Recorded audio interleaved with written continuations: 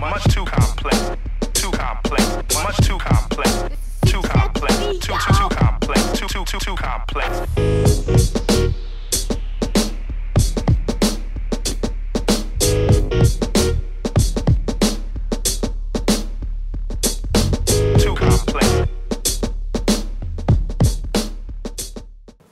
Good evening. My name is James K. Holder II. Some of you may know me as Sir James II, and I'd like to welcome you back to Not On My Watch. As always, I'd like to ask you to subscribe, like, comment, and share. I want you to retweet this and repeat this. If you are watching with me today, it is Thursday, December 14th, 2017, and tragically, today marks the 5th anniversary of the Sandy Hook Massacre in Newtown, Connecticut. Now, the nation has had some time to heal since this event occurred, but I think this was sort of one of those reckoning moments for all of us where we realized that our protection from the government was essentially up for sale to the NRA. We have seen over the course of 5 years an increase in mass shootings. We've seen the types of shootings get more vile as churches have been targeted, more schools have been targeted with this type of just incredible gun violence. And nothing has been done by our Congress, despite numerous attempts by Democrats, including my Congressman John Lewis, who staged a sit-in last year. We really just haven't seen anything materialize, even after Charleston, even after Charlottesville, even after Vegas. We just have not seen any sort of reconciliation between the reality of the dangers of gun violence in America since this time that should have been a galvanizing moment on both sides of the political spectrum. I am hoping for the day that we see some stance against the NRA's stronghold on our Congress, on our legislative branch of government. And I don't know what that looks like, but I'm hoping that progress in 2018 will bring some change in that way. We are also tragically looking at the fact that today the FCC voted, 5 of their members, there was a vote, party line, of course, 3 Republicans and 2 Democrats, 3 Republicans voting in favor of repealing net neutrality. Now, this is like one of those complex issues.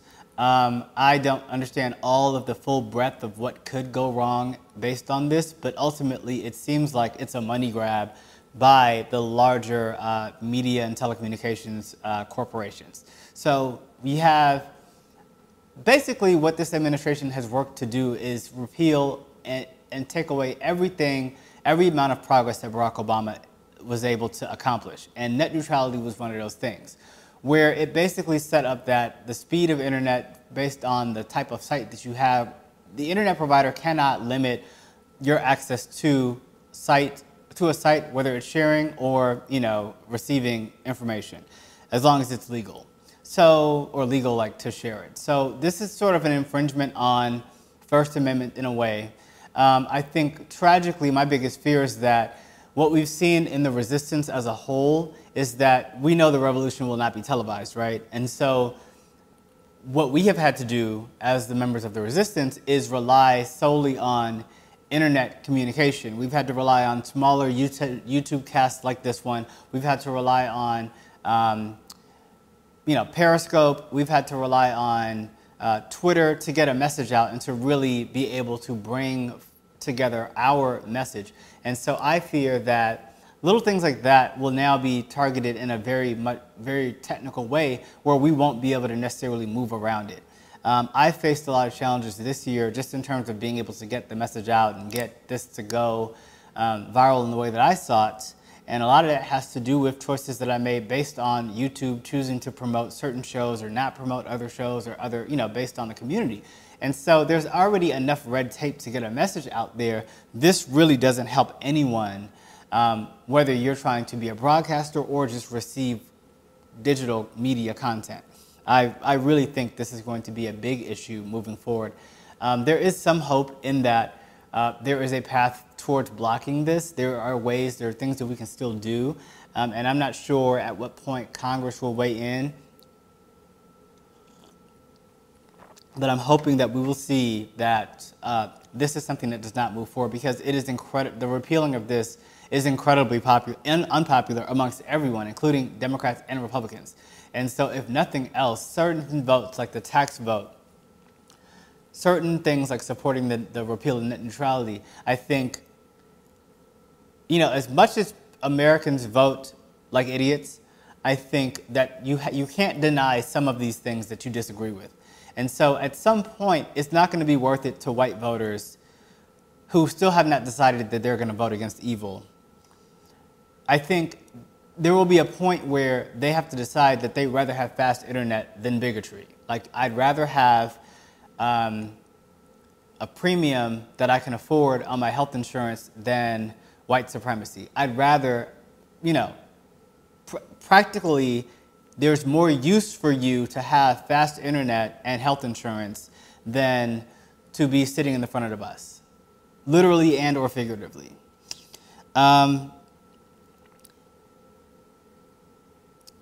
Another problem is that this could lead to higher prices for internet. Like, you know how there's already tiers of like speeds of internet. So I think you could then face the issue of faster internet coming at a more premium cost, or even more reliable internet, which is really just not good for anybody, again.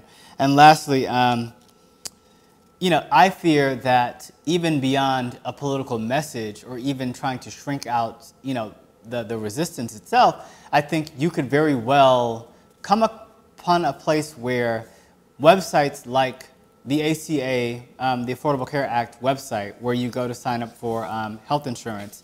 By the way, tomorrow, December 15th, is the last day, the absolute last day to sign up for health insurance on the marketplace. So if you have not done so already, you must log in to www.healthcare.gov and then, you know, clear up your profile. If you were already on the marketplace, they do a really good job of starting your application for you. So all you really do is go in and update your relevant you know, financial information, or if they ask you a bunch of questions like if you moved, or if you got married this year, or if, you know, different things like that. So you can probably go on the website, take 30 minutes and update your profile and select a plan. If you already had a plan, you typically roll you over to a plan, but you still have to enroll in it officially by paying your premium by tomorrow. So make sure that you do that today or tomorrow. And keep in mind, you don't want to wait until tomorrow, because you know, people are going to be, you know, really trying to get on at the last minute. And so the site might experience crashing or anything like that. So if you have already signed up and you know someone in your family hasn't or is a little less responsible, just shoot them a text message, give them a phone call, let them know, like remind them that they really have to be on top of this within the next 24 hours or less. Tavis Smiley has been added to the list, the ever-growing list of television and media personalities who has been accused of sexual misconduct and therefore removed from their positions. Now, added to Charlie Rose, I'm looking like, what's going on at PBS? I don't understand how you share a network with Big Bird and Snuffleupagus and you up here chasing skirts and grabbing up under, you know, I just don't understand the culture of this. I don't understand how... I don't know where the bottom is on this. I don't know how far it's going to go. I mean, but sooner or later, no one's going to be on television. And then you'll be glad that you had subscribed to Not On My Watch and tuned in every week since the beginning in January of this year. And if you, devotees will remember that this is the exact sweater that I wore on the very first episode of Not On My Watch. Scale back. I also want to throw shade at Mario Batali, who was also accused of sexual misconduct and removed from his show, The Chew. Now, the bad part about this one is that just weeks ago, you had other personalities like Anthony Bourdain on Twitter attacking Hillary Clinton because she should have done more to prevent Harvey Weinstein. And I'm just like, Anthony Bourdain, shame on you, because you are a member of an exclusive club with Mario Batali. And you can't tell me that you don't know this person, that you hadn't heard these rumors or known things that were going on. And yet you remain silent, but you're up here grandstanding and blaming Hillary Clinton. So everyone needs to take a really deep look within, stop finger pointing, and really, if you really care about the issue, if you really want to resolve this, you have to take a greater stance, and you can't just keep blaming women for assault and violence against women. That should have ended before it began, but let's not take that into 2018 with us. I wanted to do a very special tribute to Black women. I think that as much as the world lost going into 2017 with the inauguration of Donald Trump as President of the United States, I think Black women have proven that the cream rises to the top. And so you have had just amazing stories, success stories, in spite of everything that has gone on. And I just kind of want to highlight a few names. From the media world, the political sphere, the people who keep us on our toes, and the people who just tell the truth tellers and bearers, I just have to shout out Joy Ann Reid. I have to shout out Angela Rye. I have to shout out April Ryan. I have to shout out Jemele Hill. And also newly added to the list. Now, all the other ones that you may have been aware of before. Sharon Reid of Atlanta. She is the CBS correspondent, the night correspondent. I believe their show comes on at 7 p.m. on the CBS 46 channel here in Atlanta. Exceptional journalist, beautiful, stunning. And, you know, I don't watch the news in general, but I had watched their cast a few times recently, and I really do love their show. And when we had the Atlanta mayor's race, there was a moment that went viral where a writer wrote in and called Miss Reid a nigger twice in one sentence. I mean, in one basically two-sentence statement. I was like, I don't know how you jammed that word in twice, but okay, they did it because she was the real problem with America, because she discussed race as it related to the Atlanta mayor's race. And as we all know, race played a huge, pretty much the only factor in that race. And we talked about this before on the show, and I'm not going to go farther into that particular race because I don't need to. More has developed since then that's proven my point that America votes along racial lines. And white people essentially, despite lack of qualification, despite lack of integrity, despite lack of experience, would rather have a white man be in charge than a woman or a person of color. And given the choice between a white woman and a black woman, or a black person, or any advocate for black people, white people will go, by and large, very much against them. Now, let us just discuss briefly that in the Alabama Senate race, it could have gone very differently. 78% of white men voted for someone other than Doug Jones, meaning 75% voted directly for Judge Roy Moore. And his small gun, and his big hat, and his big mouth. 3% wrote in candidates. White women weren't any better. 65% of them voted directly for pedophile Roy Moore, and 3% wrote in candidates. So I don't want to hear about the need to court these white voters. White voters, I'm sorry, have not proven to be interested in policy, have not been proven to be interested in fiscal responsibility or integrity of candidates. Moral conduct, be damned. White voters want white supremacist candidates. Candidates who promote things like gun rights exclusively for white people, things like anti-abortion, things that ultimately work to take away access and opportunities for people of color in this country. People who vote against, legal or, voting against immigration reform. That's who white people tend to go for. So if we believe in the policies that we believe in, we have no choice but to just outvote them.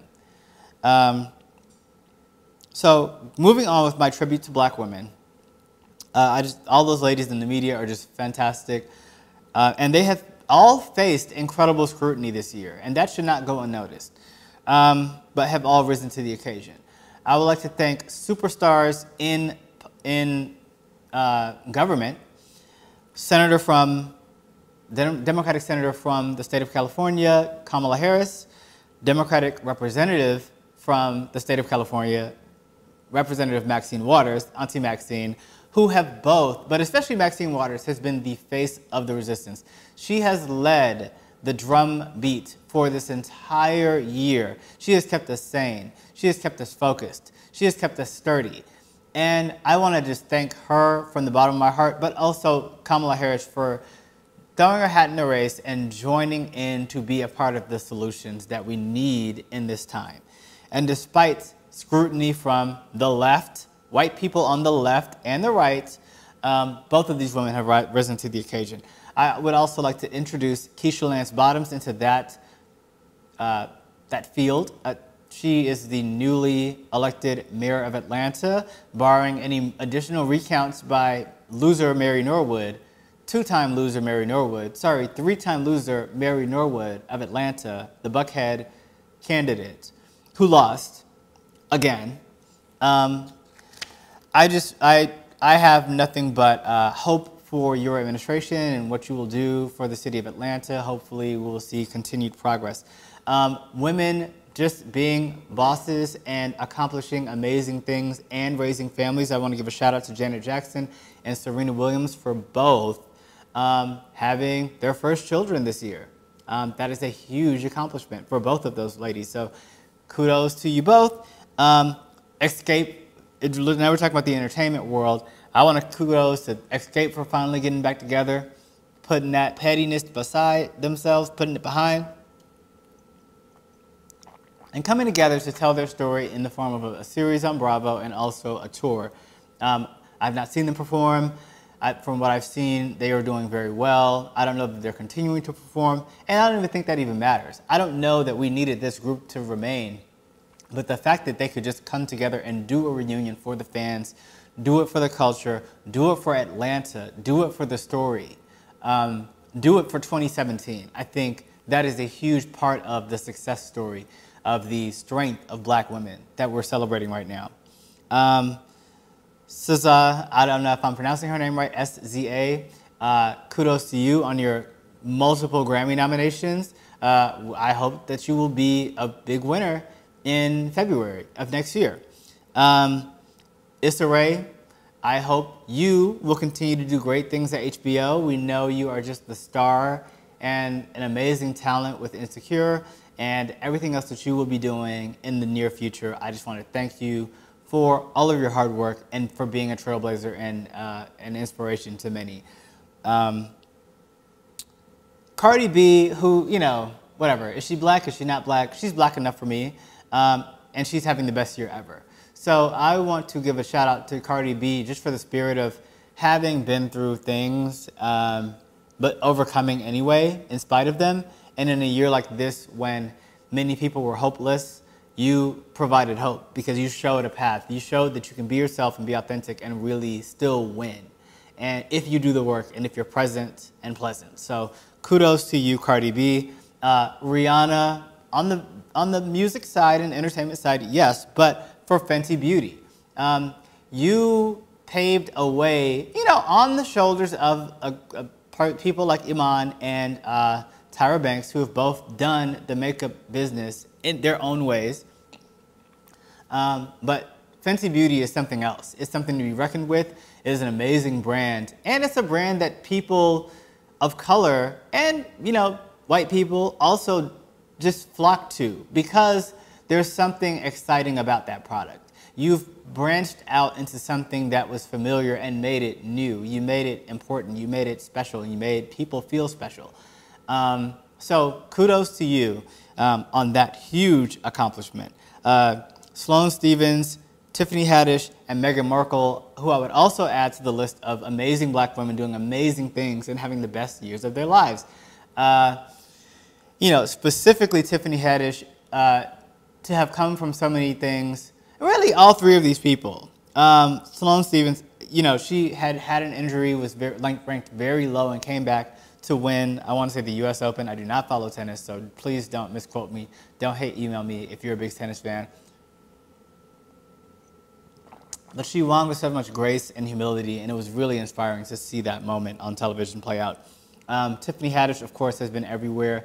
I hope she remains in the spotlight. She is incredibly talented. Despite the fact that she wasn't nominated for a Golden Globe, I think that we can look forward to more and better and greater things from her. And again, making a way out of no way, seemingly no way.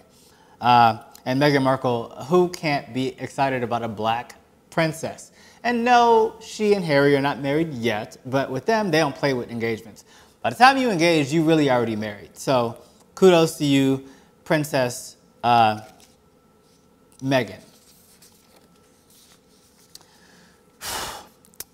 Lastly, I want to say that despite the turnout at the Alabama race, despite everything, Alabama still won. And what I mean by Alabama winning and the victory of Doug Jones over child molester Roy Moore, we have seen that black women have again proven their value to this political discourse, which continually discounts them. So black women win. I can't thank everybody, so I just want to thank you, and you, and you, not you. Something special for one black woman who's not winning these days is Omarosa Manigault, aka the Effie White of the White House. Rumor has it that yesterday, Omarosa theatrically branched into a monologue of, "And I am telling you, I'm not going." And the Secret Service proved that that was a lie when they dragged her black ass out of the White House and tossed her out like Uncle Phil tossing DJ Jazzy Jeff out of the damn Bel Air mansion. So, in the words of the illustrious Robin Roberts, bye Felicia. In the words of the illustrious Ice Cube, bye Felicia. I have no other words than just sheer elation that this backstabbing, blood-sucking villain in real life, like she's not a television villain, she's a real villain, has gotten her just desserts. And it's a little sweet. That said, I want to just briefly discuss a couple things. Last week I talked about a little bit of the future of the show. In my hopes, I want to do at least one more episode of Not On My Watch this year. I want to do at least one more episode of The Counter this year.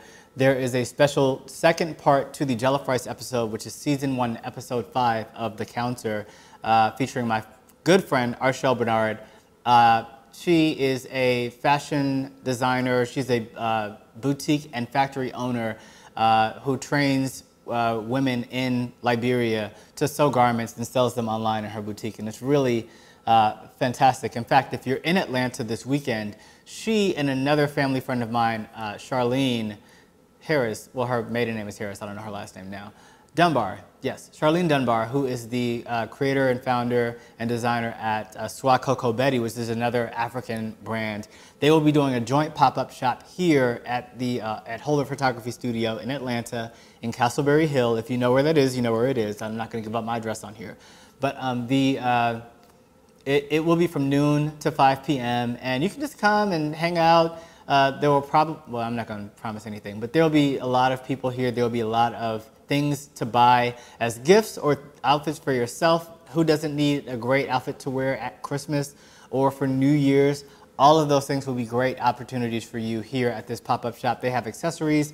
This tie is by the brand It's Archel. Bombshell, the brand by Archel Bernard. And so I really would invite you to come out if you're in town or visit both of their websites. I'll put the information in the link below. The episode of Jollof Rice was very powerful, so there will be a second part added to that. I will try to get that up this week, possibly by tomorrow. I started editing it, but I'm having some internet issues, so that's why things might be a little bit slower this week than usual, even slower than usual. So I'm trying to work on that. I'm trying to do a little bit of set redressing. As you can see, this painting from before the time that we started doing Not on My Watch on inauguration day of this year, I had a list of things that I wanted to have on the set. And my vision for the set always included this photo. I mean, this painting behind me, which I was able to purchase this week thanks to support from some very special supporters of the show and other friends of the show, including George Galbraith, the painter who created this piece. I want to thank George for this painting of the Edmund Pettus Bridge in Alabama, Selma. I also want to point out that George will be having a pop-up shop at his gallery in Castleberry Hill also on Saturday also from 4 p.m. to 7 p.m. So if you happen to be in Castleberry Hill Saturday, again, whether it's accessories, whether it's African fashion, purses, any kind of fabric or anything like that you would like to buy, that will be available here at my studio. And afterwards, you can head over to, I will put the information for their pop-up shop in the information below. You can head over to their studio, or their gallery rather, in Castleberry Hill. It's about 500 feet from my front door. And from 4 to 7, they will have much work on display. And you've seen the work, much of the work on the wall, on this art wall is done by George Galbraith. I actually have 4 pieces by George. So you'll be able to find like really good prices. His prices are very, very reasonable. And he has something for everybody. So definitely check that out as well. Again, perfect for the holiday season if you really want to invest in small business, invest in Black-owned business, invest in women-owned business. That's the way to go for your holiday shopping. So that's what I would recommend on Saturday if you're in town. Absolutely look into that. Additional friends to the show. If you'd like to become a friend to the show, I would like to please make a donation of $1 or more to www.paypal.me/jkh2. Friends this week include Archel Bernard. Thank you, Archel, for a lot of people donated because it was my birthday. Holla! And the best gift ever was from Alabama. So thank you, Alabama, and thank you, Black women in Alabama, for making my birthday extra special by electing Doug Jones to the Senate seat there. It's a really big deal. Laura V, Elizabeth C, Annice B, Candace M, thank you, Candace. Gabrielle D, thank you. Jesse E, thank you again. Laura L, and Irene T. And again, if you'd like to make a donation to the show and support that way or support via the Amazon list, there's always stuff that I need. I have a pretty long list of things that I'm trying to do in completing the set dressing initiative between now and what will be season 2 of The Counter, which will begin taping in February, and also season 3 of Not on My Watch, this show, which will begin back in January of next year. So look forward to a couple more episodes, a couple more demos, a couple more clips, maybe a clip show or best of show, just to kind of round out the content, recap the year a bit. But I just truly want to thank you all so much for investing the time in watching this program, for sticking with me when I was late on uploads or just didn't upload at all, being patient with me when I was frustrated and angry sometimes during tapings. It has all been completely worthwhile, and I could not imagine a better use of my efforts for 2017. I hope you will continue to support in 2018. Look forward to more and better and higher quality things moving forward. With that said, as always, I'd like to ask you to relax, relate, and resist. Thank you. Too complex, much too complex, too complex, much too complex, too complex, too complex, too complex.